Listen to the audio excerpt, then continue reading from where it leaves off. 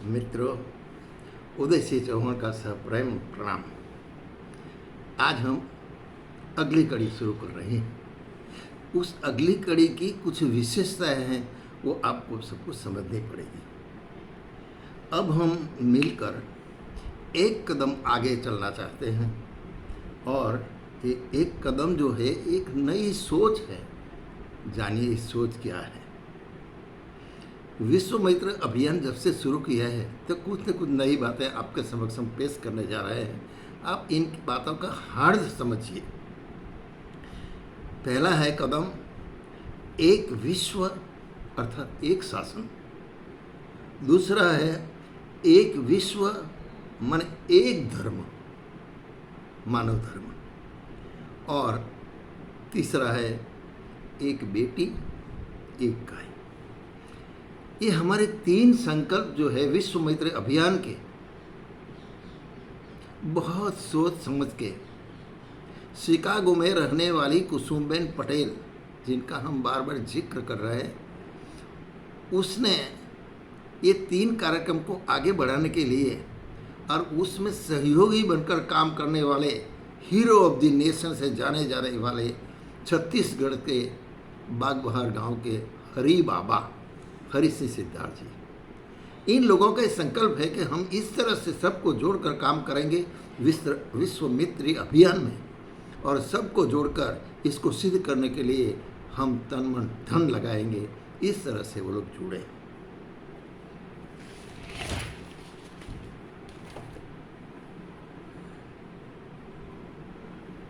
अच्छा, जब तक सीमाएं हैं, हद सरहद, तब तक झगड़ा है। क्यों झगड़ा है? कि सीमाएं होती है तो अपनी सीमा को बढ़ाने के लिए, अपनी सीमा का विस्तार करने के लिए दूसरे सीमा वाला के साथ झगड़ना पड़ता है, युद्ध करना पड़ता है अपनी सीमा को बढ़ाने के लिए। आज तक यही हुआ है। एक देश दूसरे देश के साथ झगड़ता है, एक देश दूसरे देश को नीचा दिखाने के लिए प्रयत्नशील होता है, और ये झगड़ा समाप्त नहीं होता। एक विश्व युद्ध हुआ पहला, दूसरा भी विश्व युद्ध, यही तो कारण है। और अब हमें शंका है कि तीसरा विश्व युद्ध भी इसी तरह लड़ा जाएगा। आपस में कट मरेंगे, जान हानि होगी, मान हानि होगी, धन की हानि होगी, उसका विकास रुक जाएगा, प्रगति का मार्ग रुक जाएगा, आगे नहीं बढ़ सके। तो ये सारी सरहदों के लिए होता है। अगर सरहद ही समाप्त हो जाए, सब लोग एक बन जाए, सरहद समाप्त हो जाए, सारे झगड़े समाप्त हो जाएंगे। इसके लिए काम करना पड़ेगा। क्या? मैत्री से सरहद का झगड़ा समाप्त हो जाएगा। एक दूसरे देश से जब मैत्री करता है तो लड़ने की बात नहीं सोचता, सहयोग की बात, सहकार की बात, आगे बढ़ने की बात, उन्नति की बात, यही इनके दिमाग में रहती है।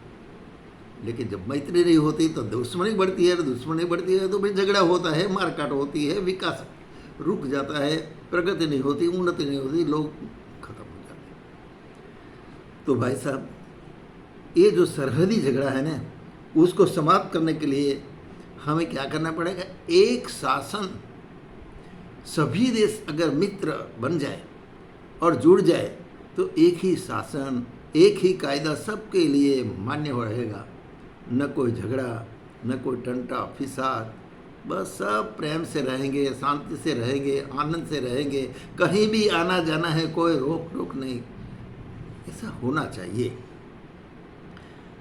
अच्छा, और आगे सोचते हैं हम कि सरहद का झगड़ा क्या होता है। लोगों में लेने की भावना ज़्यादा बढ़ गई है, देने की भावना नहीं रही। अगर मैत्री होती तो सबसे पहले देने की बात आती। मैत्री में सब समर्पण की भावना आती है, मैत्री में शांति स्थापित होती है। लेकिन जहाँ लेने की बात है वहाँ स्वार्थ पनपता है, वहाँ छल आता है, वहाँ कपट किया जाता है, वहाँ मिलावट होती है, न जाने कितने दोष दुर्गुण इसमें आ जाते हैं। तो हम लोगों को क्या करना चाहिए कि हमें आगे बढ़ने के लिए इस दोष दुर्गुणों से बचना चाहिए। अपना स्वार्थ को सीमित करना चाहिए, संकुचित स्वार्थ को सीमित कर दे, उदारता हमारे जीवन में लाए, करुणा का भाव हम जगाए, दूसरे की मदद करने के लिए हम आगे आने की सोचें, तो निश्चित रूप से मानो मैत्री का विकास हो जाएगा। विश्व मैत्री कोई कॉमन वस्तु से सामान्य बात है, वो तो हो जाएगी, लेकिन सबसे पहले अपने आप को बदलना पड़ेगा। तो एक बात है कि एक बार एक देश के सैनिकों ने दूसरे प्रदेश पर हमला कर दिया, जबरदस्त युद्ध हुआ, मारकाट हुई, जानमाल की हानि हुई और वहाँ का राजा हार गया। ये जो देश के सैनिक थे, तो उनके सेनापति ने कहा कि देखो हम जीत गए हैं और यहाँ की सारी फसल को नष्ट कर दो, नुकसान पहुँचा दो, जला दो सबको। जब आदेश हुआ, सैनिकों को क्या कहना था, जितने भी ये नज़दीक में खेत थे, अच्छी फसल थी, सब जला दी, खाक बना दी। आग से क्या कुछ बच सकता है? कुछ नहीं। ये ईर्ष्या की आग है, ये असंतोष की आग है। और सैनिकों को ये आदेश हुआ तो सैनिक क्या पीछे रहेंगे? वो तो करेंगे अपने सेनापति का काम। भाई साहब, सारी फसल इर्द गिर्द जो एक माइल तक जो उसने उजड़ कर दिया, सत्यानाश कर दिया। फिर वो लोग अपने प्रदेश में वापस लौटने लगे। अब हुआ था ये कि इतने दिन सारा जो युद्ध हुआ, इस युद्ध में उनकी खाद्य सामग्री समाप्त हो गई। अब 8-10 दिन का उनके देश में लौटने का समय था। बीच में ही अब ये परिस्थिति आई गई, सैनिक भूखे मरने लगे। सेनापति से शिकायत की गई। सेनापति का अच्छा ये बात है, कोई घबराने की ज़रूरत नहीं, ऐसा करो पीछे जाओ और जहाँ कोई फसल है लूट लो, उन लोगों को मार काट के लूट कर यहाँ लाओ और खाओ। सैनिकों को आदेश हुआ। सैनिक फिर वापस गए उस देश में, पर लेकिन वहाँ क्या मिलता उनको, सारी फसल उन लोगों ने नष्ट कर दी थी। कहीं खाने को नहीं मिला, परेशान थे। ऐसे 1-2 मील तक चलते गए, आखिर दूर दूर से उसको हरियाली दिखी। सैनिक वहाँ पहुँचे, खेत लग रहा था, फसल हो गई थी तैयार। वहाँ एक बूढ़ा आदमी बैठा था। बूढ़ा आदमी ने देखा, करे इतने सारे सैनिक आएंगे, अब इस फसल को नष्ट कर देंगे, मुझे मारेंगे, मैं कुछ नहीं कर सकता। इसीलिए हाथ जोड़कर उनके सामने कहा, भाई साहब क्या बात है, आप क्यों आए हो? उन्होंने कहा, देखता नहीं, हम लोगों का अनाज चाहिए और ये फसल है, हम लूट के ले जाएंगे।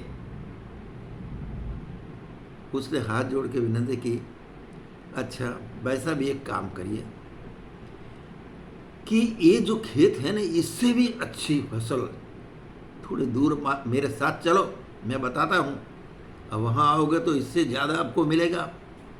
सैनिकों से सोचा, अरे ये बात है, चलो चलो। बूढ़े को साथ में लिया, सैनिक आगे 1-2 मील पर चले। वहाँ जाके एक बहुत सुंदर खेत और फसल से लड़ रहा था।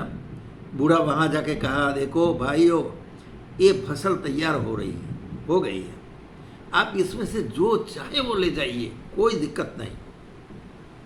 सैनिकों को आश्चर्य हुआ कि इतने दूर लाने का इस बूढ़े का प्रयोजन क्या है।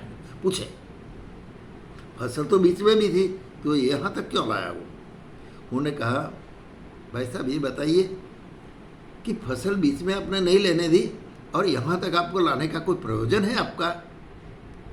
बूढ़े ने कहा, भाई साहब प्रयोजन तो कुछ नहीं था, लेकिन जो पहले वाला खेत था, वहाँ मैं बैठा था, वो मेरा नहीं था और मैं मेरे पड़ोसी को, मेरे सहयोगों को नुकसान होने देना नहीं चाहता।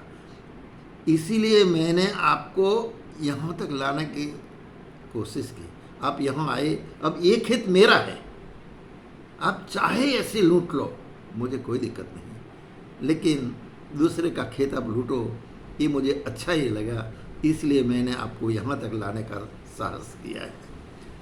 सैनिकों ने सोचा, अरे कितनी उम्दा सोच है इनकी, दूसरे के खेत में नुकसान न हो और अपना खेत उल्टा देने के लिए तैयार हो गया। ऐसी करुणा, ऐसी दया, ऐसी आत्मीयता, ऐसी समर्पण भावना जिस दिन ये देशवासियों के मन में, हमारे मन में उमड़ेगी तो भाई साहब निश्चित रूप से मानिए ये सारा विश्व ही हो जाएगा। सबका धर्म मानव धर्म होगा। ये हिंदू, ये मुस्लिम, ये ख्रिस्ती, ये पारसी, न जाने क्या क्या कितने धर्म मत मतांतर में झगड़ते रहते हैं। धर्म में भी झगड़ा है। कोई धर्म किसी की बात मानने को तैयार नहीं, वो अपने को श्रेष्ठ बताते रहते हैं। और इतने झगड़ा, इतना झगड़ा कि उसको धर्म कहे कि अधर्म कहे कुछ समझ में नहीं आता। इस सारे झगड़े को समाप्त करके एक ही धर्म, मानव धर्म, और मानव धर्म माने सद्गुणों जीवन में विकसित करके आगे बढ़ने का धर्म है, उसको कहते हैं मानव धर्म। ये थी हमारी भारतीय संस्कृति। अगर एक धर्म ये हो जाएंगे, सारे देश मानवता से जुड़ जाएंगे और सब में मानवता आ जाएगी, दोस्ती बढ़ेगी, प्रेम बढ़ेगा, मैत्री भाव जगेगा, विश्व मित्र अभियान सफल हो जाएगा, सारे देश की सीमाएं समाप्त हो जाएगी, सारे झगड़े समाप्त हो जाएंगे। बचत कितनी होगी जानते हो? आज शस्त्र की होड़ मची, करोड़ों अबजों रुपया इस शस्त्र बनाने में फूंक देते हैं। युद्ध में इतने सारे शस्त्र नष्ट हो जाते हैं, मानव जात नष्ट हो जाते हैं, विकास रुक जाता है। ये सारी के सारी समस्याएं जो पैदा होती है वो सब नष्ट हो जाएगी, शांति की स्थापना होगी। एक बात और कि हमने आपको पहले बताया था कि हरिषि सिद्धार्थ जी ने एक अदृश्य क्रांति की बात मुझे रखी थी हमारे सामने। एक बेटी एक गाय, ये कोई सामान्य नहीं, वो अदृश्य क्रांति है। हमारे भारत में 11 करोड़ बेटियां हैं, लड़कियां।